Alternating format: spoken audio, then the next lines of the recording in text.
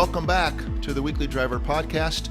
My name is James Rea. I am the editor and publisher of TheWeeklyDriver.com, and I'm an automotive columnist for Bay Area News Group. My friend and colleague, as always, is Bruce Aldrich. He knows a lot about cars, teaches me a lot through the years, and today we have a guest on, Jill Gonzalez from Wallet Hub, and I get from time to time the statistics from their wonderful surveys and analyses, if you will. So welcome to our podcast, Jill. How are you today, and where have we found you? I'm great. Thanks so much. I'm good, and the roads are a lot slower here in the District of Columbia these days. Yes, gotcha. So I got the information the other day about the new release. So why don't you take us through the new Wallet Hub survey about different states and the driving conditions and habits, and give us a good summary of what that new survey is all about. Well, everyone hates being stuck in traffic. It makes you wait, it makes you mad, but it can actually hit your wallet too. Right now, the average driver is spending over $1,400 per year when they're sitting idly in traffic, if they're late to work, any road conditions that might cause their cars to need repairs. So it's not only bad for your state of mind, it's bad for your wallet too. So we wanted to see, where the best driving experiences are across the country. So you went state by state and then ranked them, right? Yeah, we compared all 50 states across 30 different measures. So that ranges from average gas prices to the share of rush hour traffic congestion to road quality, kind of everything in between. So we're out here in California. I bet California fared real well on this, right? Yeah, California, to no one's surprise, is in the bottom 5 for drivers. It ranked 47th out of all 50 states.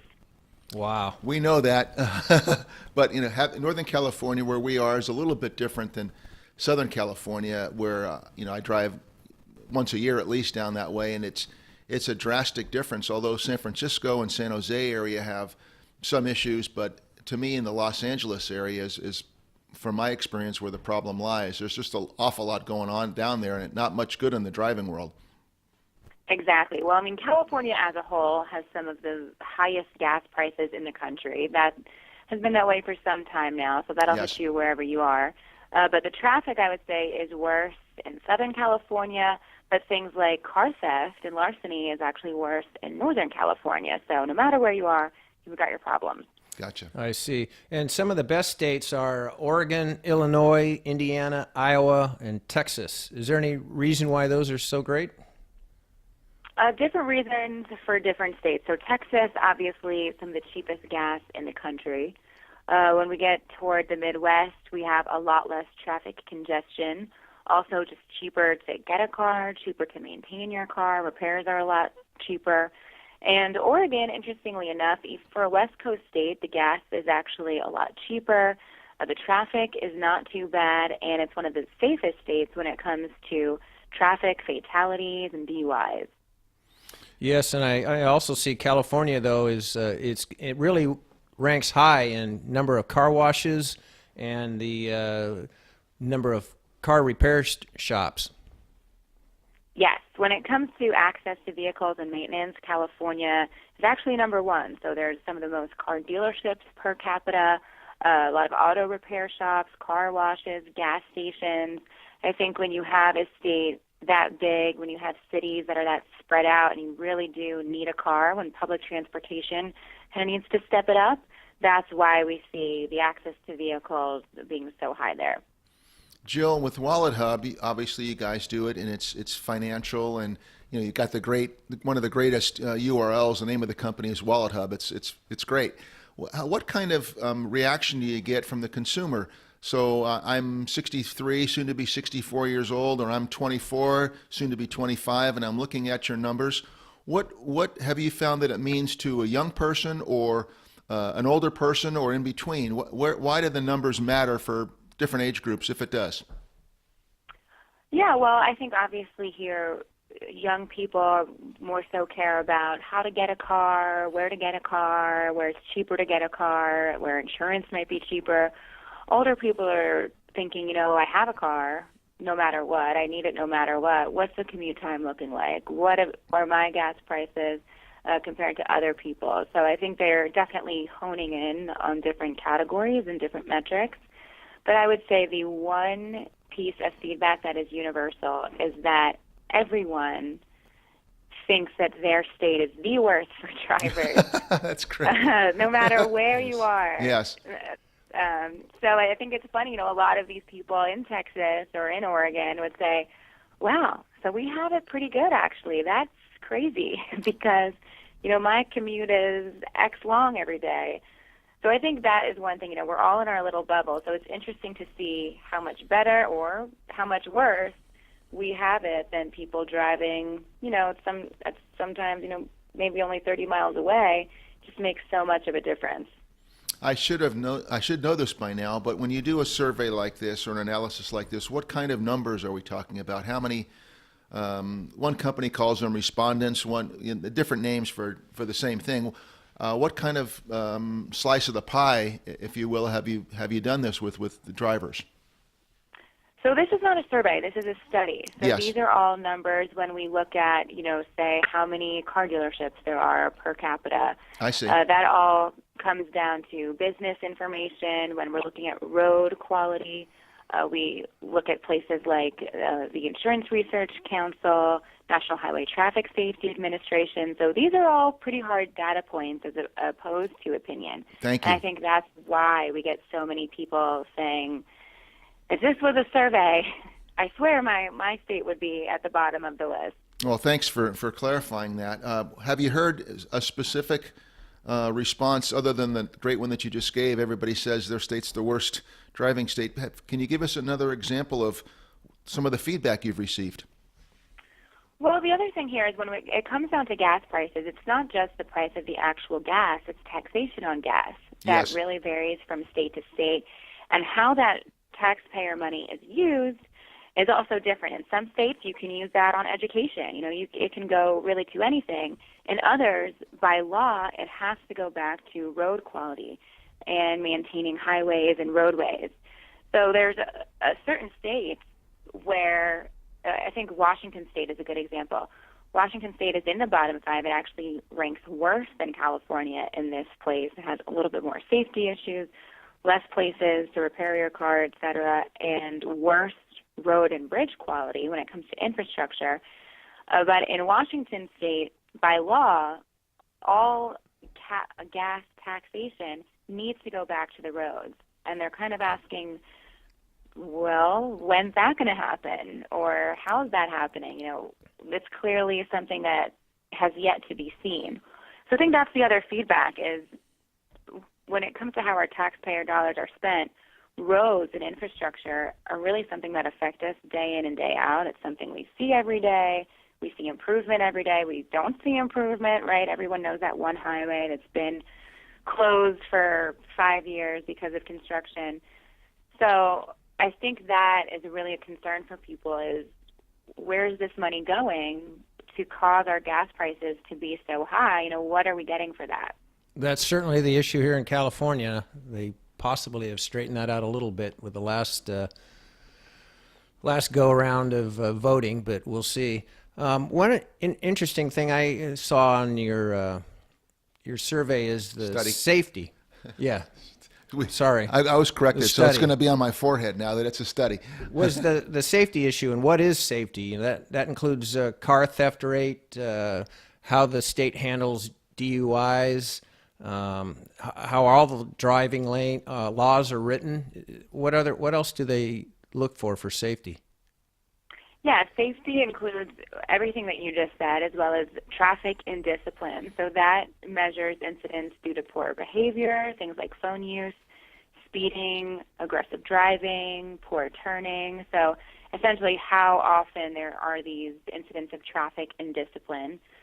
There's data for adults who either always wear a seatbelt or never wear a seatbelt. So that's a number from a survey that we include. The share about insured drivers plays a huge part here, not only how many drivers obviously are driving without insurance, but that also indirectly affects car insurance premiums. Usually the higher share of uninsured drivers there are, which is pretty high in California, the higher car insurance premiums are going to be. So we look at all of these different data points, and in California, the ones that we discussed, car theft is relatively high. The share of uninsured drivers is pretty high. When it comes to DUI penalties, California is more middle of the pack. In terms of criminal penalties, the laws in place are pretty steadfast, but it also could do a little bit more when it comes to prevention. For instance, a DUI isn't an automatic felony in California until your fourth offense. In most states, that's anywhere from your first, second, or third. I see. I didn't know that. Nor did I. One of the things is the likelihood of hitting a deer. I've hit a deer before, so. Me too. Was it in California? Yes. Yes.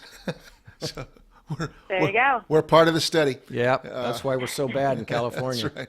Hey, on the positive side, Jill, with some of the states that get great numbers, have you ever had any like chambers of commerce or visitors and convention bureau reach out to you guys, and have they used it in a marketing campaign or public relations? Do you get props when the state says, hey, kind of sort of thanks for that, and can we work with you? Have you had any feedback in that way? Yeah, absolutely. And it's funny because most of the Chamber of Commerce's or, even representatives for local authorities really do it because they get all of the complaints, and they're like, hey, we promise we're better than Washington here. Gotcha. We promise we're better than our neighbor. Like, this That's is what great. we're doing right. So, yeah, we do get a lot of that. But I think for them it's important that it is a study. It's based on actual raw data. And they can say, listen, like, this isn't an opinion. We actually are doing well in this. And for no state is number one across the board. No. Even your Oregon or your Texas does have areas of improvement. So that's, another good thing. Hey, we're doing well when it comes to safety, but we really could work on the traffic issue. So I think for any of these people that reach out, it's not just props. And it's not just in California's case either. We're horrible. For instance, we did say California was great when it comes to access to vehicles, pretty safe place to drive as well. So I think each state has its props and where it can use some improvement as well. Yeah, California was number one in fewest days of precipitation. Absolutely. I mean, there's a lot of states. New Hampshire, Hawaii are bad. Yeah. A lot of rain. A lot of rain in Hawaii, four times a day. Jill, before we forget, can we ask? We will ask. How are you part of the study? What are your responsibilities, and what role did you play in this study? So before any study, obviously we decide that we're going to do it, but then we reach out to a lot of experts in the field, academic experts, to talk with them about which metrics would be important to include, what sources would be good to check out. So we talked to professors from the Center for Transportation Research from certain universities, even things like the chair of transportation and engineering from certain universities. So we really try to get a good feel on things, ask them what the space looks like right now, go through the metrics with them, the weights for the metrics, and then our research. So that's what I do is I talk to these experts. We send these metrics to our research team, and then we'll come back to my team to really analyze and look for any top-line trends. Gotcha. In your world and in Wallet Hub, what other areas of the automotive field have you guys covered in the past, or do you have plans, if you can say, for since we're in the automotive field ourselves, what have you done in the past, and what do you have coming up if you do? Well, we look at DUI strictness, lenient rates on high-risk drivers, best states for teen drivers, which is pretty interesting. Yes. We look into how car insurance premiums kind of vary from state to state, especially when looking at your financial data. So most states, only 3 in fact, California being one of them. So California is one of the states that does not allow insurance companies to use your credit score data when giving you a car insurance premium quote. Mm-hmm. Most states do. California doesn't, New Hampshire doesn't, and Hawaii does not. But, I mean, because of that, car insurance companies, no matter where you are, use that data differently. So if you have bad credit, stay away from State Farm, for instance. Your better bet is with Geico. Yes. And in certain states, that number vastly differs too. In some states, that might account for 5% of your overall rate. In some states, it's 50%. So these are things that consumers don't know and don't think about. Why would they? So that data is really good to get out there, even for someone doing a quick search on where to get car insurance. It's just good stuff to know.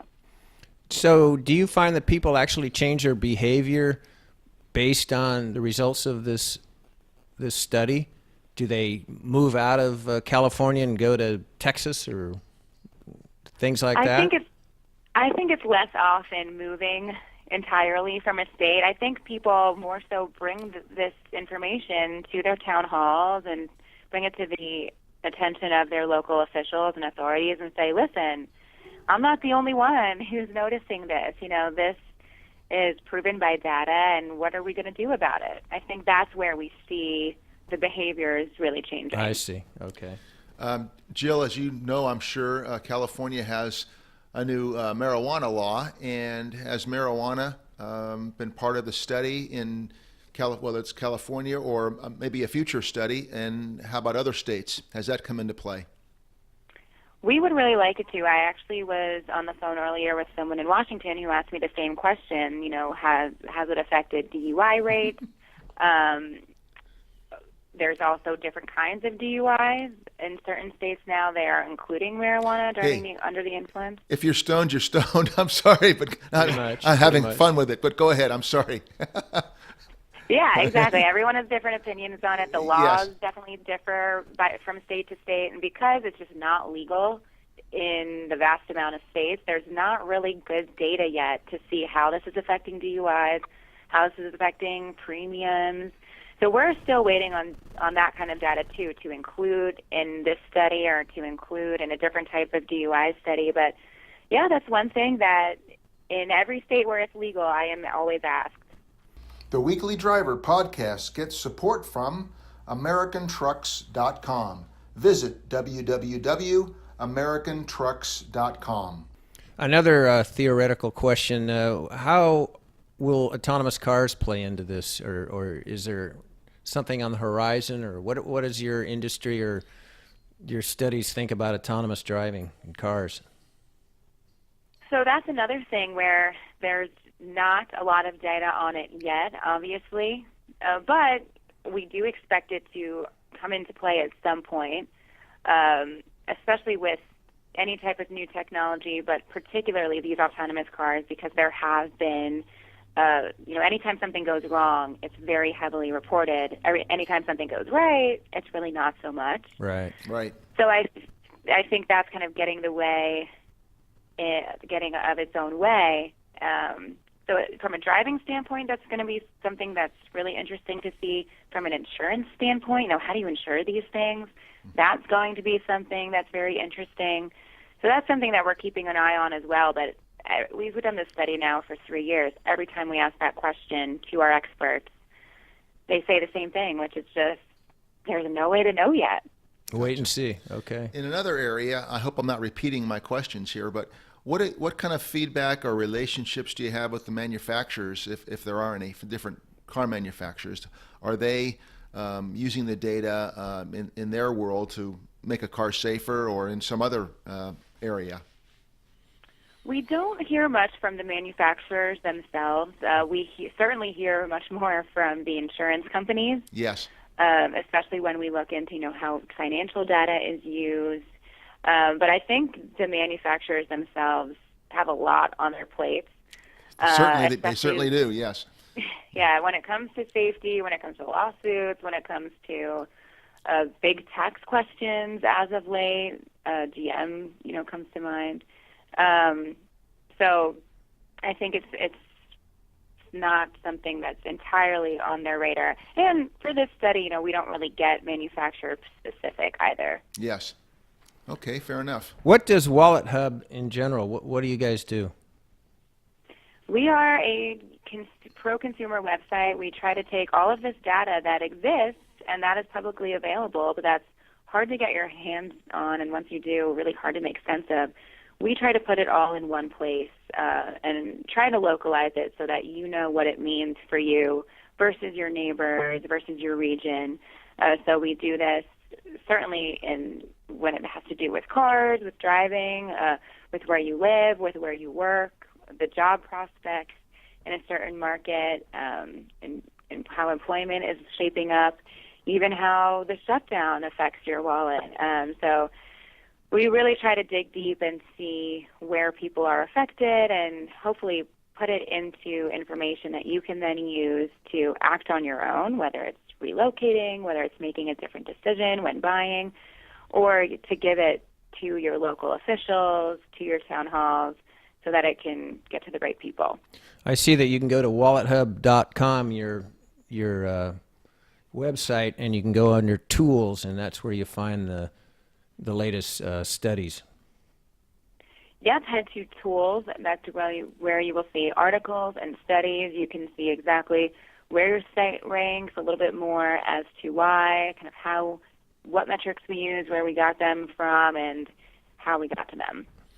It's one of the great names, as I mentioned earlier. Do you know the backstory of the person who came up with that URL and bought the URL years ago? It's once you hear Wallet Hub, you don't ever say what's that URL? Like, what's the name of that company again? It sticks with you very much. So, is there a good backstory to how the site came about? Yeah, the site came about. Our CEO, Odysseus Papadimitriou, he actually used to work for Capital One. He was an executive there, and his wife was looking into financial advisors and actually picked a fraudulent financial advisor. Mm-hmm. So on a consumer level, he saw this happen to his own family, where consumers just are not armed with all of the right information. I mean, this was about a decade ago, so things have changed certainly for the better. Yes. But that's where he got into making this website, to really arm consumers with knowledge they need to make educated financial decisions. And now he's out of the credit card space and into the helping consumer space.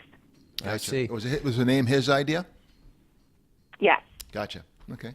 One other I'll thing. send my regards. Yes, you please do, and we could learn how to say his name at some other point. But you said it very well. Thank you. One other thing, back to the study, just to put it in perspective, I saw that they take the 25 worst cities to drive in, and the U.S. has 10 of those cities.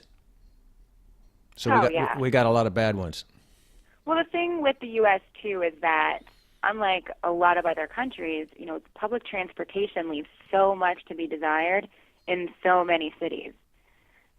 So I think that's definitely a huge deal. I mean, here, I think a lot of people were surprised that New York ranks 30th, because we all think about New York City and all the movies we've seen about it and everyone, getting hit by a car there. But New York has one of the best public transportation systems, not only in New York City, but really throughout the state. So a lot of people, kind of forget about that aspect, too. We've asked about autonomous vehicles and marijuana laws in different states. How about rideshare programs? Has that become a factor or part of the study, or maybe it will in the future?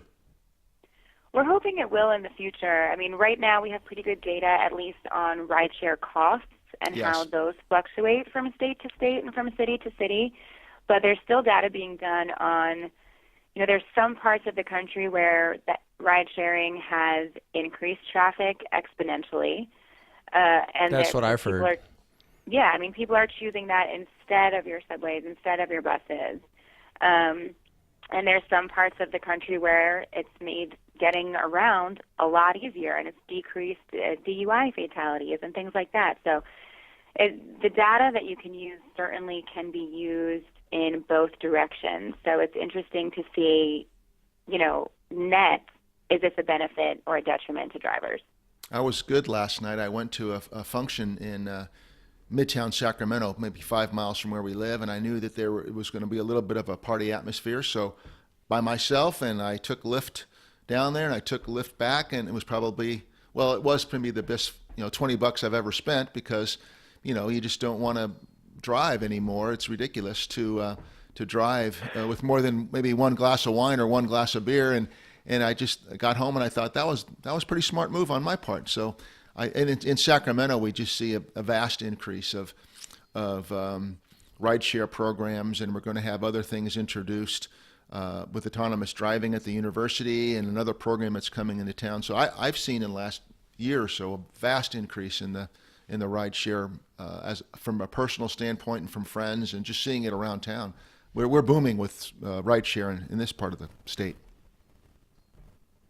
Yeah, absolutely. And it's interesting here. I mean, in D.C., I know that the city itself has had to input a specific no-drive zones on Friday and Saturday nights that are just for Uber and Lyft pickups to hope to mitigate traffic around those parts. Yes. Never heard of So that. even the way that it's shaping driving laws, and the way it's reshaping how people drive at night, which roads you can use, it's all really fascinating. So as more of those types of programs pop up in major cities, that's going to be interesting just to see how our roads are remapped. Yes. Wow, more government intrusion, I guess, into our freedom, but maybe it's for a good thing. Yeah. Jill, you have a vast amount of knowledge. Thank you for being our guest today on the Weekly Driver podcast.